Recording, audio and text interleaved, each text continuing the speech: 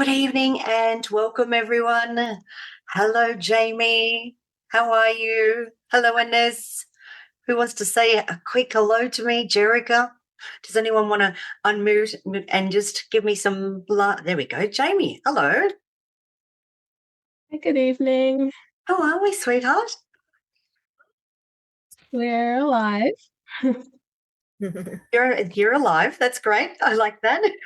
We're going to be talking a lot about anxiety tonight. So welcome, honey. Jerica, do you want to say a quick hello to me? Yeah, am I on mute? I No, can't tell. you're unmuted. You are now. I can Okay. hear you. Hello. Hello. Been How are busy? you? Yeah, well, Yeah. This is probably a good talk for a busy mum. Yep. I think Lots of anxiety lately. I think it's just it's that climate. There's a lot going on. It's the end of the Yep. year. Ines, do you want to say a quick hello before I begin? Hello, honey. Hello, Deanna. Welcome.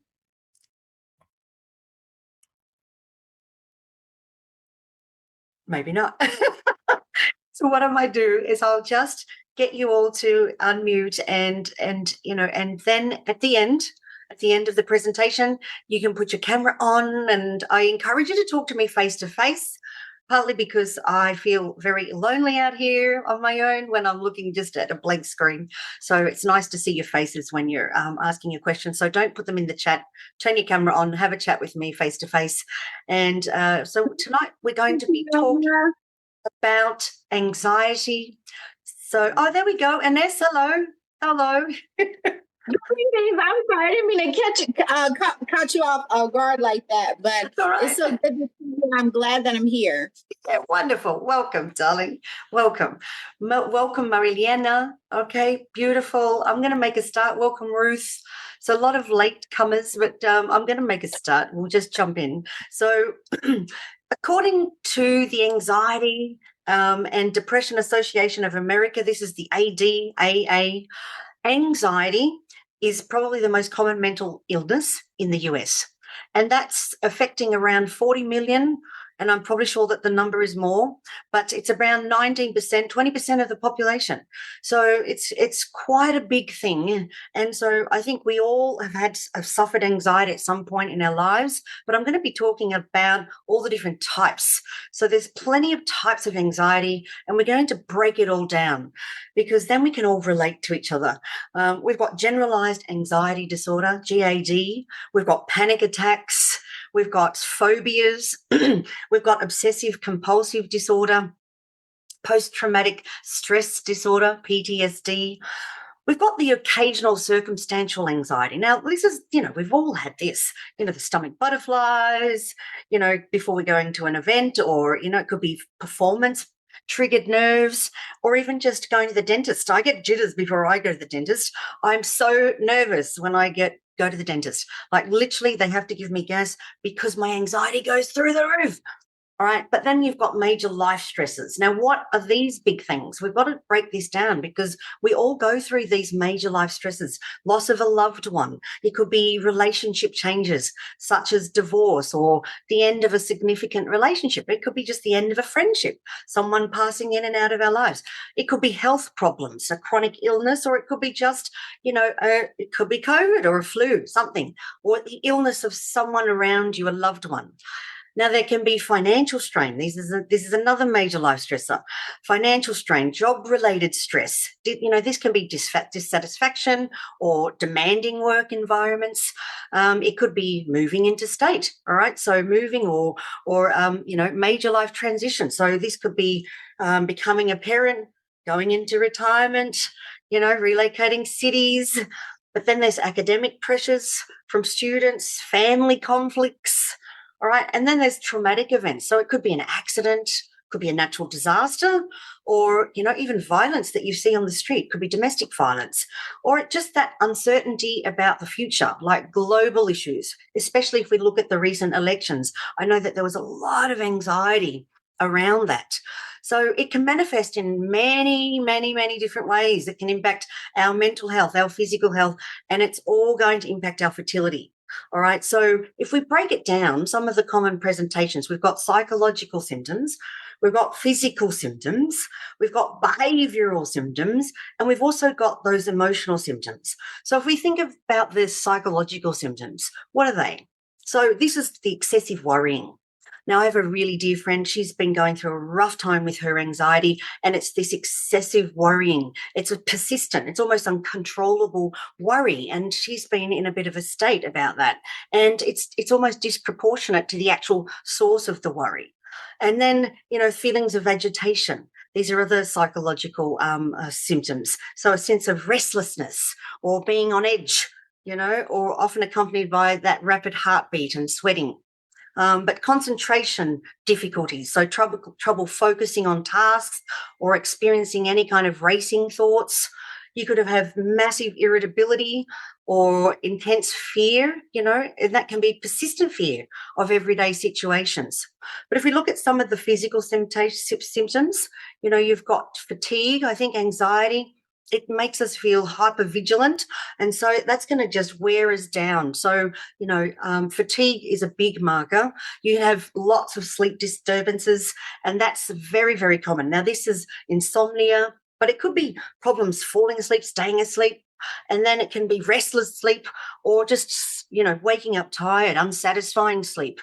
But there can be muscle tension. Now, this can be in the muscles, in the jaw particularly, I find. If you're a grinder, if you've got bruxism, all right, but it can be seen in the neck. I tend to find women carry a lot of it in the neck and shoulders or the lower back, all right, but we can have, twitching, we can have eye twitching, but muscles twitching in response to nervousness, but then gastrointestinal symptoms. I think these are very, very common. So if you're starting to see things like diarrhea, constipation, even nausea can be exacerbated by anxiety. But behavioural symptoms, let's look at those. Avoidance. I think people that are in an anxious place, often they will be avoiding places that might trigger anxiety, increased vigilance, so always being on the lookout for danger, and it can be mentally exhausting. Changes in social behaviour. So this can be, withdrawal from social interactions and activities that you maybe once found enjoyable. And then the emotional symptoms. Now, this can be just crying. It can be panic attacks, sudden or intense feelings of panic or doom. And it can be accompanied with, chest pain, heart palpitations, shortness of breath and dizziness. And it can feel like this feeling of just out of control, like a real sense of detachment, like that unreality from yourself and things around them not feeling real. So you can see anxiety has various guises. There's so many. So it's a massive umbrella. And I really wanted to talk about it because I'm seeing so many of us are being affected by it. And we're coming to the end of the year. The anxiety's on the increase. So we need to look out for each other. All right. So it's the chronic anxiety. It's not meant to be a daily part of our human experience. And it can ultimately lead to, chronic anxiety can lead to, all these other health issues like insulin resistance, diabetes, heart disease. And then, then it's the impact on the fertility. So that's why we're here today, to understand anxiety and its impact on fertility. So, of course, we've got the increased cortisol. So that's going to affect the balance of the hormones. We talked a lot about this with blood sugar last week in our last live Zoom stream. But what it does is it just, estrogen and progesterone, they are needed to be balanced to have a balanced menstrual cycle. So, cortisol is going to interfere with that balance, and then it can suppress the release of the gonadotropin. This is the releasing hormone, and that's needed to trigger your FSH, your LH. And then, that's what we need for ovulation. We need those triggers. And if that's not happening, well, then ovulation is going to be delayed or it's not going to happen at all. So it can lead to irregular or missed periods. All right. It can then be, delayed or missed ovulation. So it could be longer cycles. We've got shortened luteal phase. This is the second part of your cycle. So the luteal phase gets shorter. The anxiety can lead to that shortened luteal phase.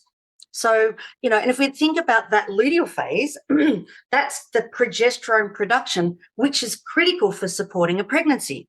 So if that becomes really deficient, then we've got lots of spotting.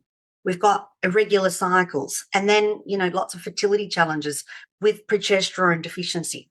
So you'll often see that on the BB chart. The chart is short. It's the luteal phase. We need it about 11 to 14 days. 11 is about normal. So anything 10 and below is a problem.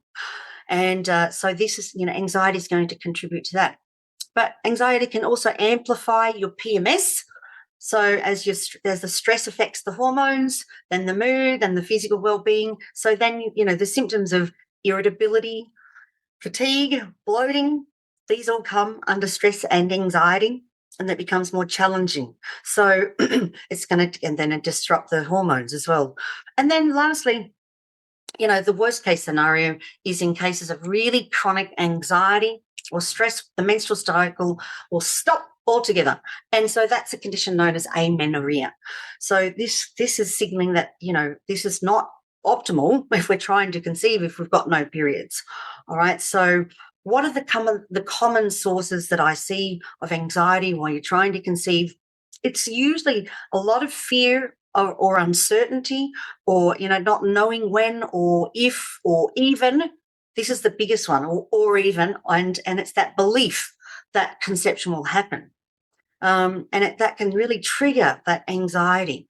Right, there's also the intense pressure to conceive quickly. Now, this can be coming from family members, those great aunts at those functions that are always asking, oh, are you getting one along the way? Or, have you both been considering about having children, or you don't have children yet? It's all those uncomfortable social gatherings where there's intense pressure.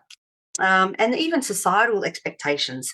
I know it's changing where we tend to be having babies later in life, but even there's that societal expectation to be having children, in your 30s, and it puts a lot of anxiety on women that are trying to conceive in their 40s. So there's demands of also medical appointments, testing, and then monitoring. It's going to amplify the anxiety. And for many, just even the frequent doctor visits, blood work, tracking the cycle even. I know the BBT, once you get used to it, it becomes rinse and repeat. But for some women who are having anxiety and they've got disrupted sleep, it becomes just another layer of emotional stress for them. So, it's a contributing factor and a common source of anxiety. So let's jump into some strategies because that's what we're all here. All right, my favorite tip and strategy for managing anxiety while you're trying to conceive. 5, 4, 3, 2, 1. You're going to remember that, aren't you? 5, 4, 3, 2, 1. So what does that mean? It's a simple grounding technique, but it's literally helpful for managing anxiety while you're trying to conceive. We're going to use all of your senses. So 5 things that you can see. All right, so look around you right now. Look around. What can you see in your environment? The color of the walls. Can you see a picture on the wall? The color of the plant? What's the fabric on your clothes? It's green, gold, let's just do a quick 5. Give me 5. Name them. Just say it in your mind's eye. It helps you to anchor to your surroundings. All right, now 4 things. This is the next sense. 4 things you can touch. What can you touch? The mouse pad, my keyboard, my computer, my camera. All right, so touch. Let's do that. If you're not doing it with me, to play along, let's go, come for the ride. Now then, it's 3 things you can hear. What can you hear? It can be the sound of the fan, the sound of the lights, the ticking of the birds outside, the tweet, the chirping and the tweeting. It could be the distant traffic. All right, what can you hear? And then 2 things. All right, 2 things you can smell. What can I smell? I can smell the lilies behind me. All right. Yep. Okay. I can smell my diffuser. I've got beautiful things diffusing in the room. I've got geranium. I've got lavender. I can smell the patchouli in that blend. It's a beautiful love blend. All right. And then the last one finally is one thing you can taste. Now, it could be a recent meal that you can still taste lingering in your tongue. So, I just had some kiwi fruit before my talk, so I can taste that lingering in my mouth. What can you taste? Now, if you can't find these things, things to smell and things to taste, make it up. What's your favorite? So it could be your favorite flavor that you enjoy for taste. It could be cacao. It could be strawberries. All right. But this method works. It's fast. It's about distraction with anxiety. And it's a quick reset. I love it. it just, and if you apply it, because when you're in a head trip, when you're in anxiety, you cannot see the wood for the trees. So remember, 5, 4, 3, 2, 1. You'll remember that one. It's my number one favorite. Grounding's another one because it's a quick thing you can do. Get outside, get your feet on the ground, be barefoot on the grass. So, feet on the grass, in the dirt, in the sand, in the water. But it's those electromagnetic frequencies from the ground that balance your electrical heart rhythm. All right. So the benefits of grounding, I just can't stress how awesome it is. So even if you're listening to me now, take your socks off, put your feet on the whatever you've got, the carpet, the tile, feel the earth. All right. And it just improves mood. It's great. Improves sleep. It's great for pain. It reduces stress. Great for wound healing. Grounding helps with immunity, it helps with inflammation, but importantly, it's also good for jet lag. So it's one of my favorite techniques for anxiety. But we've got laughter, all right? They say laughter is the best medicine. There's those cliches there because it's true. Try setting the clock and laughing for a minute, because even if you fake a laugh, right? Laughter is the best medicine. I want you to laugh.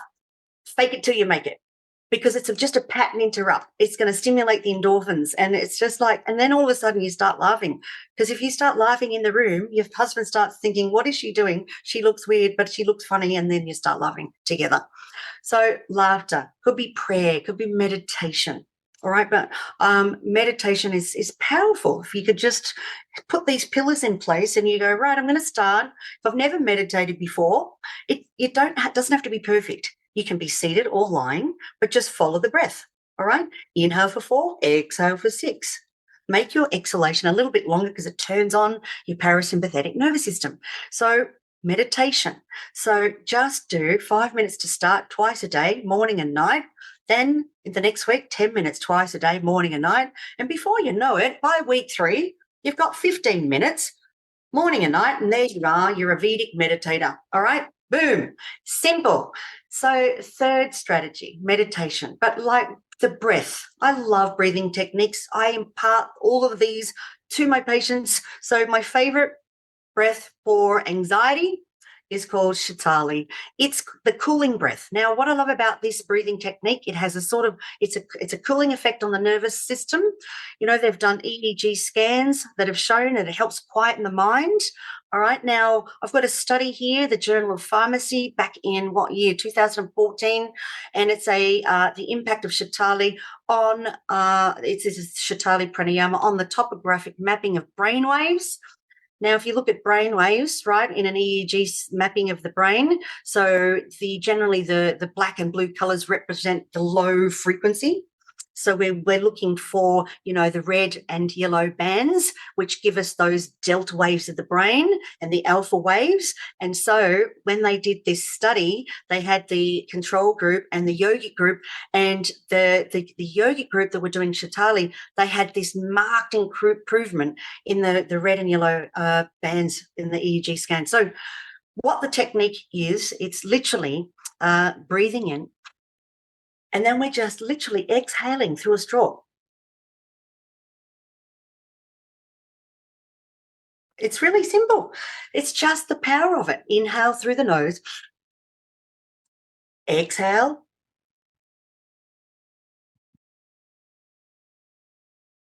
And you make the exhalation a little bit longer, but it's a cooling breath and it's powerful. So give that a go. There's all these strategies. Now, some more strategies while we're trying to conceive that I can recommend. Physical activity is important. So exercise, I can't stress enough what that could be. So it could be walk it off, have a dance-a-thon, do some yoga, jump some rope, whatever it is. It could be just go outside, look at the stars, whatever it is that you enjoy doing, getting on a bike. But just remember that 30 minutes a day is just going to give you such a pattern interrupt when it comes to anxiety. And it doesn't have to be, things that are highly stressful. So it's not like I'm going to get you to go and do a HIIT class. So we don't want vigorous activity. We want moderation, things that are moderate. Could be Pilates, but things that you like doing. I don't want you to go and start doing boxing classes and spin classes, but a lovely bike ride around the park is perfect for cooling you down.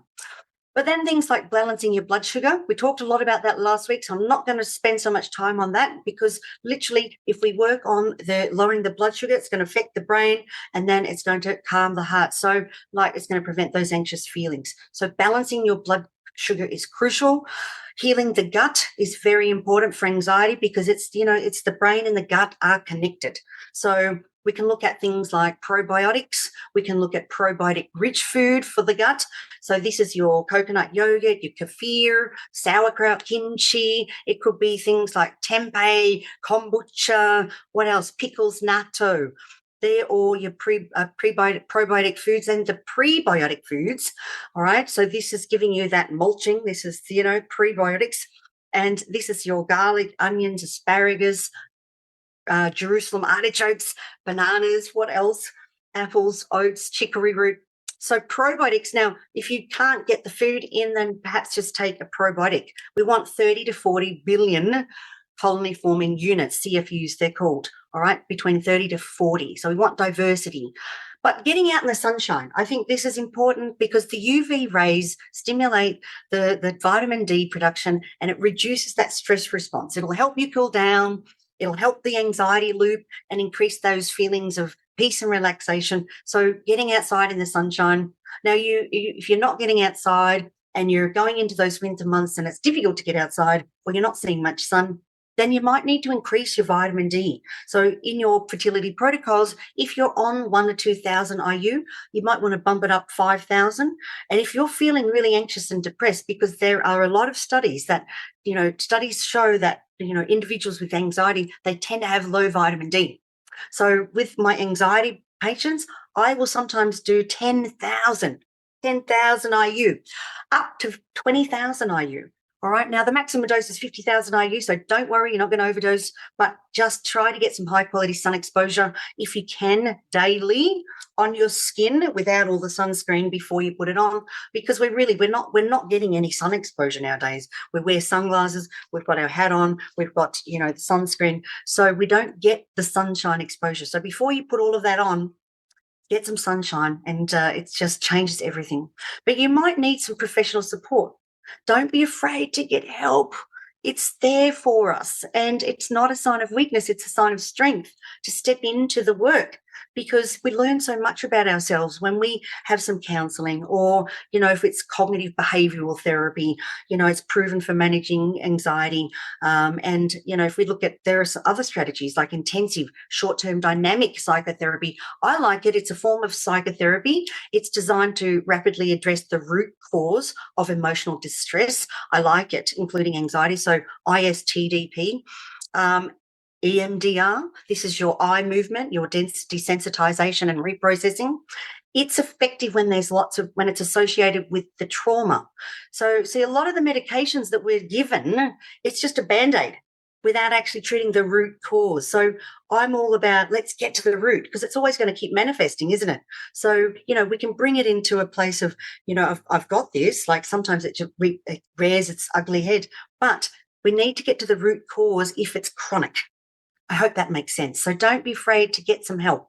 But from a nutrition perspective, let's look at nutrition and supplementation for anxiety.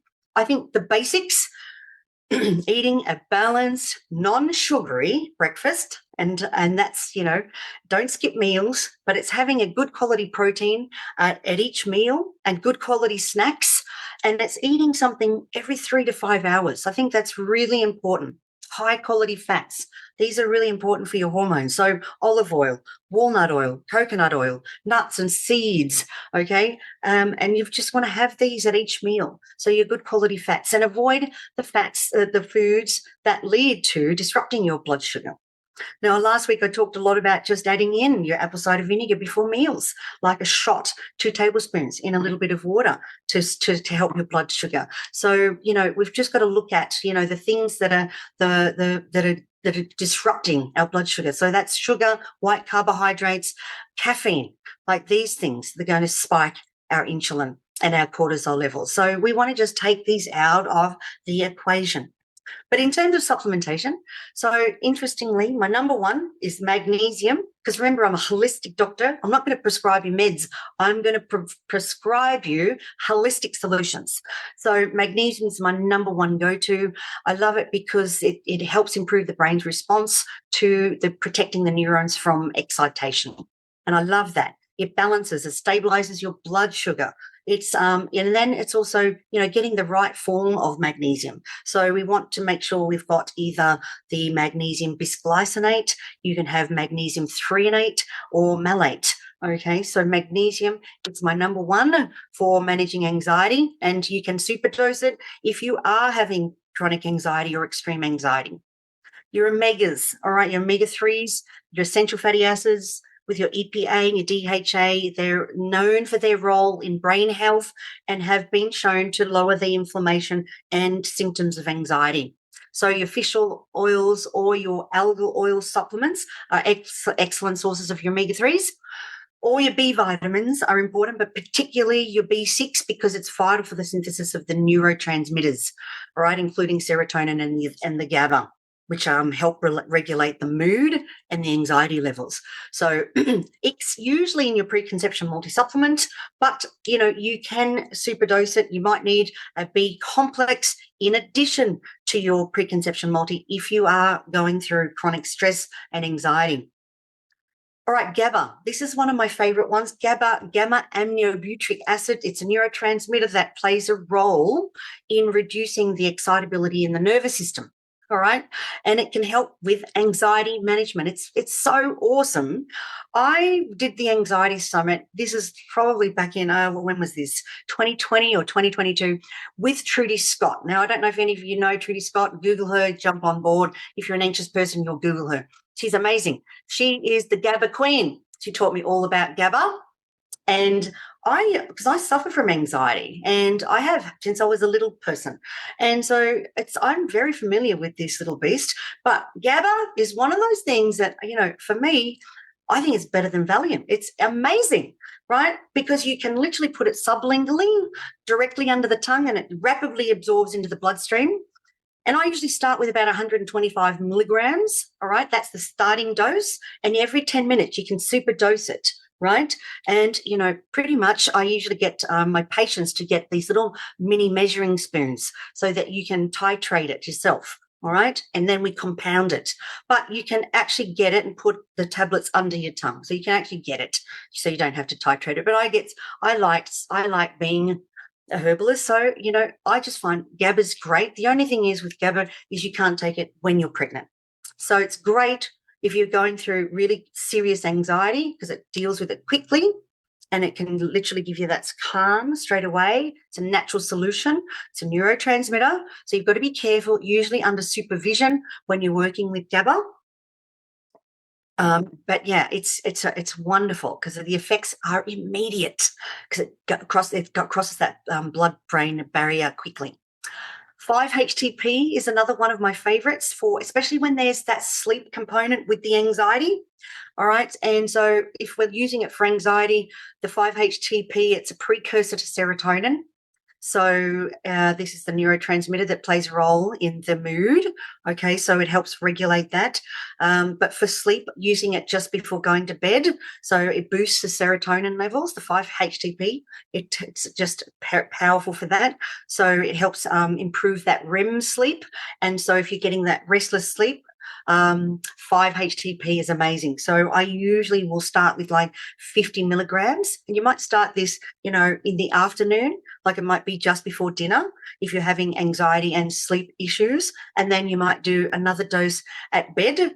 So you can do, a dose before bed, half an hour before, and then a dose going to bed. So there is 150 milligrams leading up to that sleep. Now, if you wake up, you can take another 50 milligrams. If you wake up again, you take another 50 milligrams. So we want to kind of keep it within 300 milligrams if you're dosing the 5-HTP. But the thing with 5-HTP, it's not safe for pregnancy. So you can do it while you're trying to conceive, but not safe for pregnancy. So that's the thing when you're working with the aminos, that's your GABA and your 5-HTP. Okay, while you're trying to conceive, but not safe for pregnancy. So then we've got to find different solutions. So one of my favorite solutions when you're pregnant and which is safe whether you're trying to conceive or pregnant is lavender.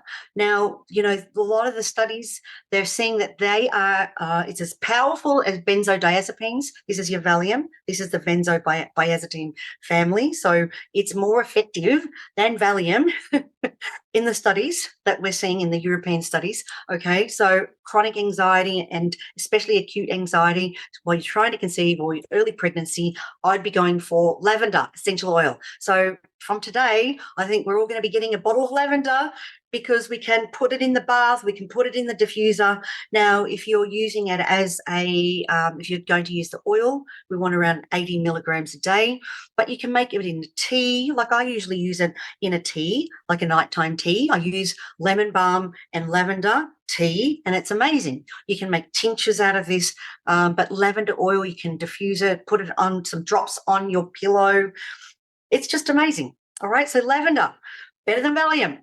All right, now next, ashwagandha. I love this. It's an adaptogen. It can significantly reduce the symptoms of anxiety. So it's safe to take while you're trying to conceive, but when you're pregnant, you can have to stop. And now you can add it into smoothies or other foods, but, I actually sell this from my store, my Dr. Fiona Tassoni store. Right? So we sell this and, but yeah, 500 to 1,000 milligrams daily. Ideally, you can do it twice a day. You can do it in tincture form, but it can be taken. I usually take it before bed, before going to sleep. That's because often that's when the worry kicks in, and then the ruminating thoughts, and then you're in the trip. You're in the trip. You're in that anxiety trip. So ashwagandha is great before bed. Chamomile, it's approved in European countries in medicine form. It's usually the norm. Like it's not so accepted in the US, but in Europe, it's kind of just it's safe. You can take it during pregnancy and while breastfeeding, but it's great for relieving anxiety and daily stress. Now you can do that chamomile tea. You can dose it in a supplement, but yeah, chamomile's in. And last one is the lemon balm. Lemon balm's great, especially as a wind down beverage to soothe the nerves. I use it at night. It's like great for, especially when you've got high cortisol and high anxiety at night. It's calming, very calming. So anytime during the day, you can use lemon balm, you can use lavender. They're my two natural solutions. But acupuncture, I can't stress the importance of acupuncture in Chinese herbal medicine. It's just amazing because acupuncture, it really helps that body and mind return to that calm, balanced state. The moment you put a needle in, it activates that parasympathetic nervous system, and it switches off fight and flight, and then it puts us in that rest, nest, digest, and nest state for fertility. So that's what we want with acupuncture. It's amazing, but it works on, lowering the cortisol, balancing your hormones. Like I've had patients that come into my clinic and they might be just having anxiety or a panic attack, and I will just put in yin tongue, this point here between the eyebrows, this point yin tongue, the third eye, and just the heart rate just goes down straight away. Or Shen Ting, do 24. It's just amazing. Shen Ting. It's powerful point. It's just back from the hairline on the midline. But if you massage this point now, it's like, oh, I feel so relaxed. It almost makes you feel like brain freeze. So yin tongue, Shen Ting, these are two favorite points. But, we've got like heart 6 or pericardium 6. These points are powerful in acupuncture to just calm that racing heart, calm that anxious mind. And, additionally, we've got other points that we would use to anchor and ground and nourish the blood, like spleen 6 or stomach 36. But, acupuncture, if you haven't tried acupuncture and you are anxious, give it a go because it works immediately. It's as powerful as lavender. So I think the conclusion, ladies, is that we are all managing anxiety in some way or another. We've all had it. It's insidious because it can come on really strong. Before we know we're in a head cloud. So use some of these tools to get yourself out of it quickly. grounding, 5, 4, 3, 2, 1, Shatali breath. Use some of the tools because they really do work when you implement them in the moment. But I know that, anxiety can feel overwhelming at times. But now that you've got these tools, you can bring yourself back into balance. So just remember, in moments of anxiety, I always love this quote, this too shall pass. My favorite hashtag, this too shall pass. So now I'm going to open up the Q&A. Who would like to ask me a question? Jericho, you can ask me a question. No? What about a share? Tell me what you've learned from today. Anything that you've learned. Just wondering about the magnesium because I've been taking it for nighttime for sleeping Yeah. with the melatonin, but I'm having trouble with the gut issues. Right. Is it making your gut, is it making your bowels worse? What's happening with it? Yeah, too much. Okay, right. Too much. It is. And I was taking the glycinate, glycinate. Now, I thought that was an easier form. Yeah, that's right. It is the most easily digestible form, and it's good when you do have those digestive issues. So when you often start to use it and your body is depleted, it often has such a strong impact, right? So we might need to just lower the dose. It's kind of like, all right. Yeah, I mean, and sometimes you think, oh, it's not working. It's creating all of these bowel issues. So what I would recommend is 2 things. First of all, we lower the dose, and I would take it with food. So don't take it on an empty stomach. Take it with a meal. Okay. Yeah, take your evening meal. Like an actual meal. Actual meal. Yeah. Okay. Yeah. Yeah, I think I should make it with supper. Yeah, make it with supper. Yeah, try that first before you lower the dose. If that doesn't work, then what I would do is lower the dose and start low and titrate up. Now, also what you can do is you can get the magnesium spray and spray it under your skin when you have digestive issues. Yeah. I was wondering if there was an absorbable form. That's right, magnesium chloride. So if you look at ancient minerals, they have it on Amazon, okay, and you can spray it on your skin because your skin is the largest organ in the body, okay? So it makes sense to use the skin when your gut is weak, and especially if we're correcting gut dysbiosis, then let's use the skin, and then you can also use your Epsom salt so you can soak as well as using the magnesium chloride. Okay, so topically, what you'll find too, if you are depleted in magnesium, Jamie, you'll often find that the skin it stings the skin. Now, don't stop. If it stings the skin, it means you need more. So then make sure that I know it gets confusing, right? But what I want you to do is just use carrier oil, like use some coconut oil or use some sesame, anything. If you've got olive oil, just use a carrier oil with it to stop that sting in the skin. I use it with it, put it on before or after? Yeah, I usually put it on before and then just spray it and rub it in with the oil. Okay. Now do it on the belly. Okay. Often do it below the liver on the right-hand side. Because sometimes it can be just the liver energy is a little bit stuck. All right, we're going to open up those liver detoxification pathways when we're fixing the gut. Yeah, but there's some strategies for you because magnesium, it's just amazing for anxiety, especially it's when we have issues absorbing it. We've got to try and get it in the right way. Yeah, do it with Thank you. You're welcome. I will try it. I'll try it tomorrow with supper because today's done. And give me some feedback. Let me know how you go. Okay, thanks so much. Thanks, Jamie. Inez, do you have a question for me? You usually have a question. I have a question, if I may. Juliana, hello. Yes. Good evening. Hello. How are you?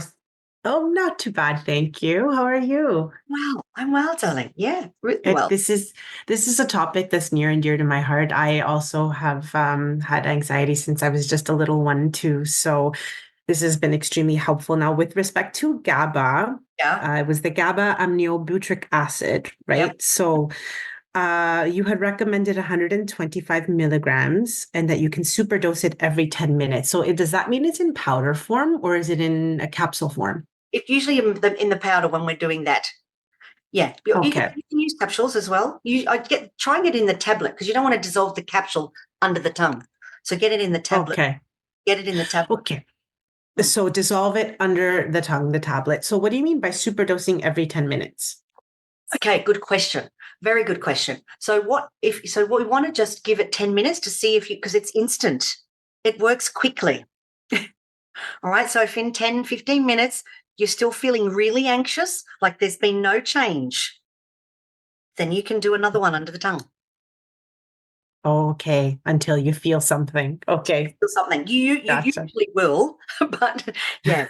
And Okay. for some of these chronic, when you have the extreme anxiety, where you feel like your heart's busting out of your chest and you can't even breathe. And I mean, I've been in some of those dark places and I have had to do that and you superdose it.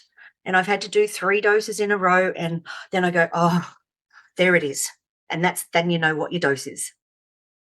Okay. Thank you. And these are everything you recommended obviously is okay while trying to conceive. While trying to conceive. Except for the ones that you mentioned you have to stop. Okay. When you're pregnant. Okay. And the other one, I've actually tried 5-HTP before. One of my previous therapists have recommended it. It's really good. How did you go with that? It was actually really good when I was using it. Yeah. Yeah. I wasn't sure could you do all of these together? Like this just seems like a lot of stuff, or is it better to do some over others? I'm always less is best. Like, so always we'll go, let's try one. And because then you don't know what's working. Like, absolutely use your magnesium and omegas and vitamin D. You can use all of those, right? But then if you're playing around with the acute anxiety, like just stick with one. Like, let's just see if the GABA is working, all right?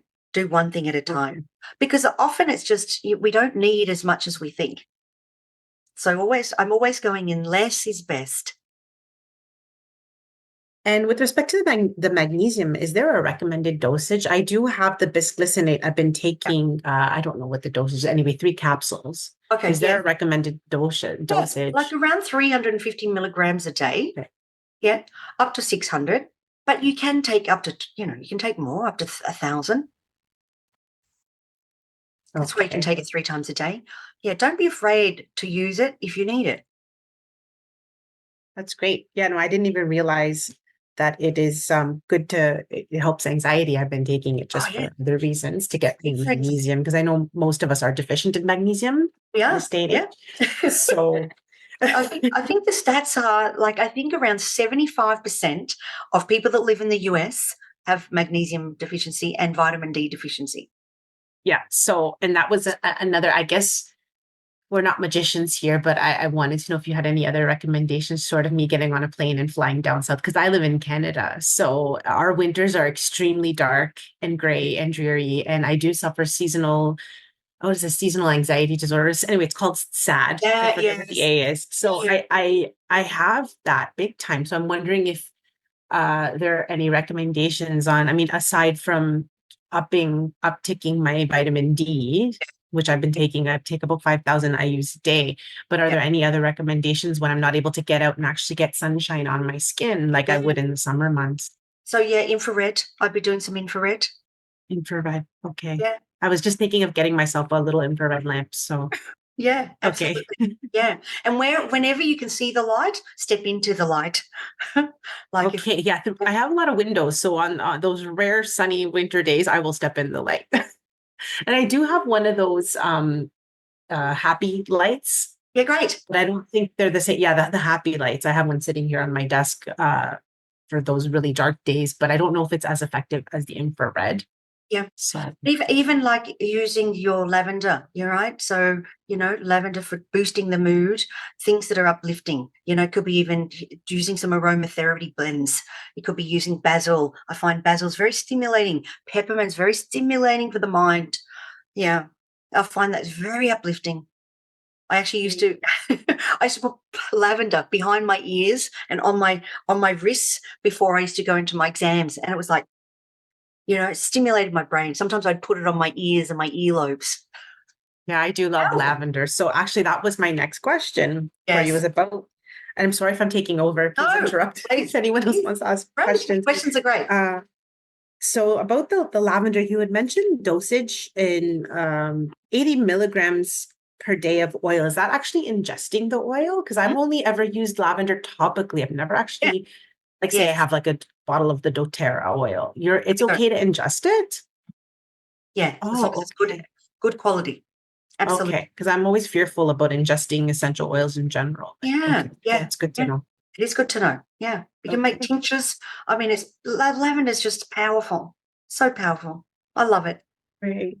Yeah, no, me too. And so I look forward to trying ingesting it and see how it works for me. Thank you. Yeah, you're welcome, Marilena. That's And great questions. yeah, that's it. That's all I have. Thank you That's so it. much. Great. All right, Ruth, do you have a question? Maybe Ruth might have a question for me. Ruth usually has just some. have a few comments. I just have a couple of Okay. comments to answer about the lavender. Yeah, I work with the doTERRA essential oils, and they're There we go. absolutely safe to ingest. Okay. Thanks, Ruth. Thank you. Another thought I had is I work with hypnotherapy. And Great. one of the suggestions that I want to make for all of you is if you do have anxiety, don't claim it, don't own it, because when our mind, when we say that we have something, then our mind pulls onto it. So if you talk about anxiety, say the anxiety rather than my anxiety, and that will help you mentally. Your mind will disconnect from, oh, that's not me, that's just the anxiety. Yeah. Nobody's owning. I And love so, that. when I've had it, always put it in the past, not in the, I have dealt with in my life, because several of you have said that you've had it throughout your life, and that's fine, but just don't own it that you still have it. And just say, when you discuss it, do talk about it just in, as something neutral, like the anxiety. I love that, Ruth. You know what I do with mine? I actually call it out. I give it a name. I give her a name. I call mine Pollyanna, and I get my patients to name it. Like, Alexis, give it a name. Give it a bitchy name. Oh, the bitch is here, and mock her. Oh, really? Thanks, Pollyanna. Thank you. I really needed that right now. Like, we kind of bring the humor in with it, and you disassociate from it. That's Okay, awesome. Courtney. Thanks so much, Courtney. Yeah, perfect. Yeah. Love it. I just went back. I mean, I've been taking this magnesium that I get off of Amazon. I don't know whether that's recommended or not, but I don't know whether it's really that great. My husband, okay, 2 questions. He buys just the glycinate, but it's like a Costco, it's not an expensive one. I don't know if the absorbability is as good or as the quality. Is it okay to take one that is less like, Look, I'm all about practitioner range products that are quality controlled and tested. I do know that there is just so much that, we're not getting, in terms of quality with those companies. But in saying that, it's, I prefer you to use more of a practitioner range, I guess, is the takeaway. Especially if you... This one that I have, sorry. No, go for it.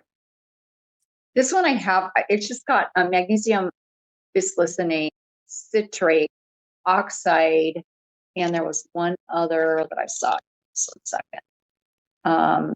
Aspartate, magnesium aspartate.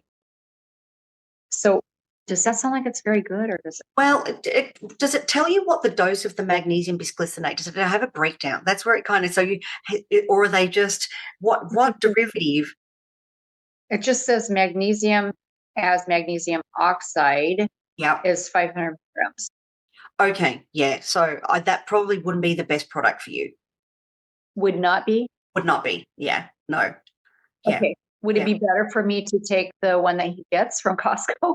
Probably. We have a ton of it. 14 bottles. Probably, yeah. Try it, yeah. So that would be better. Okay. Yeah, give it a go. Okay. At least then you know what you're getting.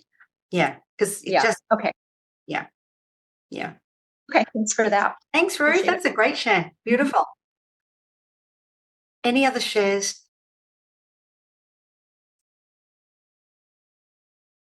Any other questions? What about you, Deanna? Do you want to say hello to me? Even just greeting. Hi, hello. Can you see me? Yeah, I can see you, honey. How are you? Okay, good. I'm well, thank you. Yeah. Doing well. Enjoyed today's webinar for sure. Oh, great, darling. Always a pleasure to have you on board. So I guess I'm going to say good evening and thank you all for joining me. I love the conversations and the shares and the questions that you bring. Remember, we all learn from the questions. We all learn from the shares. So thank you all. Sweet good night, and I will see you next week. Much love. Thank you. Peace. Bye. You're welcome. Thank you so much. Bye. See you later.